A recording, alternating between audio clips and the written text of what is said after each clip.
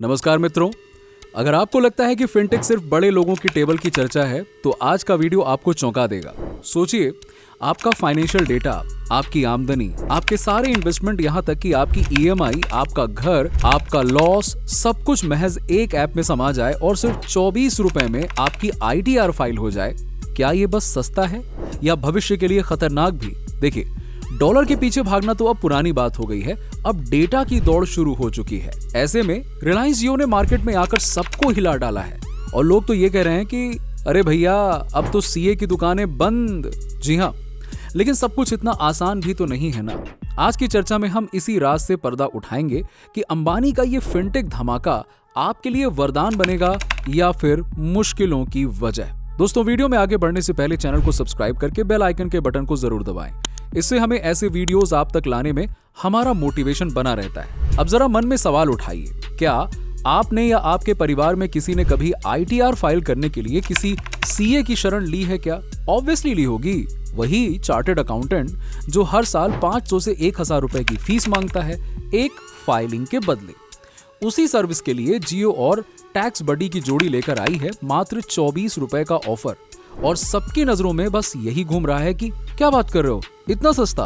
और इतना सस्ता क्यों है? देखिए, 2016 वाले जियो टेलीकॉम प्लान की तरह यहाँ भी वही लॉस लीडर प्राइसिंग चाल दिखाई दी, जिसमें पहले कंपनी घाटा सह लेती है पर अपना कस्टमर बेस बना लेती है और आगे चलकर जो डेटा मिले उसी से कब कहां कैसे मुनाफा निकाला जाए कौन जाने। अब समझिए दिलचस्प कहानी। बात यह है कि आपका आईटीआर फाइल करता है ऐप। जब अपने सिस्टम में डिटेल जमा करते हैं आप, तो सिर्फ आपकी सैलरी या पैन नंबर नहीं, आपके हर फाइनेंशियल राज का पूरा पिटारा खोल लेता है। इन्वेस्टमेंट कहाँ किया है, कहाँ से ईएमआई कटती है, कहाँ से लोन लिया है, कौन से प्रॉपर्टी और कौन से डिपेंडेंट, कौन से टैक्स कटौती होती है, सब कुछ। अब सोचिए, ये आपका एक ऐसा राज है ना जो आपकी बैकबोन है।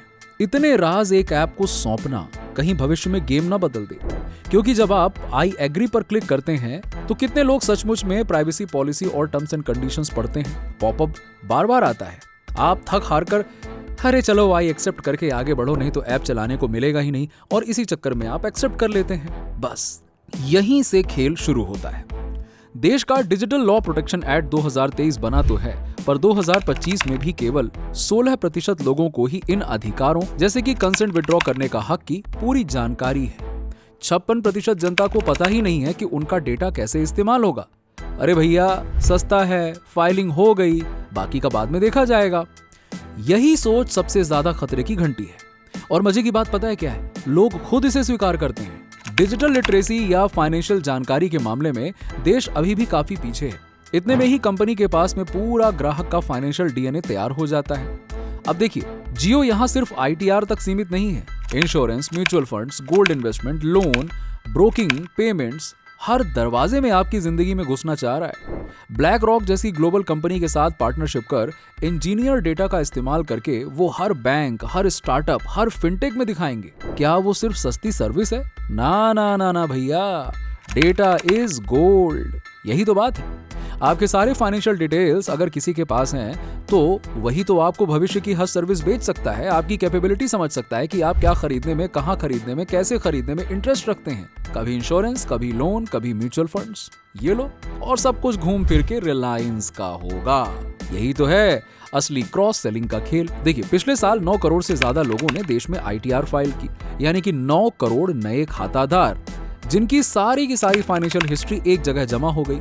अब क्या कभी आपने सोचा, अगर भविष्य में आपका ये डेटा किसी तीसरी कंपनी को बेच दिया जाए तो, या आपके फोन नंबर में बार बार लोन और इंश्योरेंस के ऑफर आना शुरू हो जाएं तो क्या वो आपकी 24 रुपयों की बचत फिर भी मायने रखेगी? सिर्फ सस्ता ही काफी है या प्राइवेसी, फाइनेंशियल सिक्योरिटी और लॉन्ग टर्म रिस्क भी देखना चाहिए?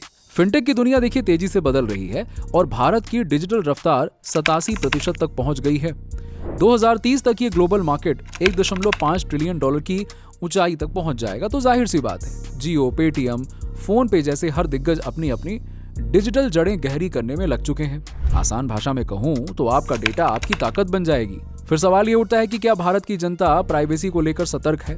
क्या सरकार और कंपनियां डेटा प्रोटेक्शन के सभी नियम ईमानदारी से निभाएंगी, या फिर सब कुछ एक्सेप्ट करते करते हम अपनी फाइनेंशियल जान किसी और के पास पहुंचा देंगे? कहीं ये इजी टैक्स फाइलिंग अब आगे चलकर फैमिली का क्रेडिट स्कोर, लोन एलिजिबिलिटी या फिर सेहत पर असर न डाले। दोस्तों, इस पूरे खेल में सस्ते की ललक, डिजिटल सॉफ्टनेस और जियो जैसे धुरंधर प्लेयर सब कुछ शामिल हैं। लेकिन आखिर में डेटा की सिक्योरिटी और समझदारी सबसे जरूरी है, और यही वजह है कि आज का वीडियो हर इंडियन के लिए वेकअप कॉल है।